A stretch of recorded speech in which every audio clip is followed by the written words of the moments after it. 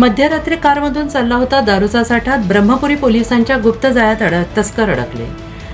मौजा हळदा भागात गोसेखुर्द कालव्याच्या मार्गाने कारमधून चाललेली देशी दारूची चोरटी वाहतूक ब्रह्मपुरी पोलिसांनी नाकाबंदी करून उघडकीस आणली. या कारवाईत पोलिसांनी 5,000 बाटल्या देशी दारू आणि गुन्ह्यात वापरलेली फोर्ट व्हिगो कार असा एकूण 5 लाख रुपयांचा मुद्देमाल जप्त केला असून 2 आरोपींविरोधात गुन्हा दाखल झाला आहे. पोलिसांनी दिलेल्या माहितीनुसार 1 जून रोजी रात्री 10 वाजण्याच्या सुमारास हळदा बसस्टॉपकडून गोशाळेजवळील गोसेखुर्द कालव्याच्या परीने एका निळ्या रंगाच्या कारमधून देशी दारूच्या पेट्या विक्रीसाठी नेल्या जात असल्याची गोपनीय माहिती मेंढकी पोलिसां चौकीच्या अंमलदारांना मिळाली होती. या माहितीच्या आधारे पोलिसांनी तात्काळ घटनास्थळी सापळा रचून नाकाबंदी केली.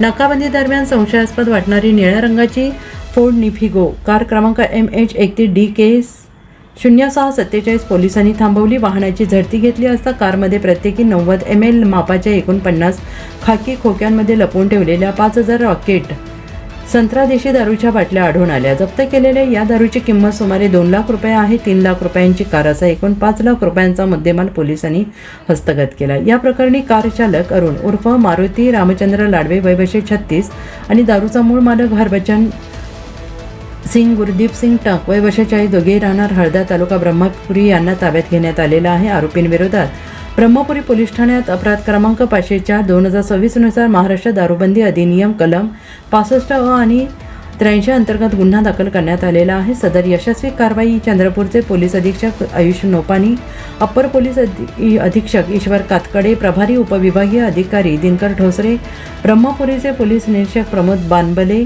यांच्या मार्गदर्शनात करण्यात आली. सहाय्यक पोलीस निरीक्षक मनोज खडसे यांच्या नेतृत्वाखाली पोलीस हवालदार रतन लेनगुरे, मिलिंद नैताम, मुकेश गजवे, अमोल लोणवले, अनिल आगासे, निलेश तोमसरे, स्वप्नील पगार आणि इर्शाद खान यांनी ही धडक कारवाई केली आहे. या प्रकरणाचा पुढील तपास पोलीस हवालदार मिलिंद नैताम हे करत आहेत.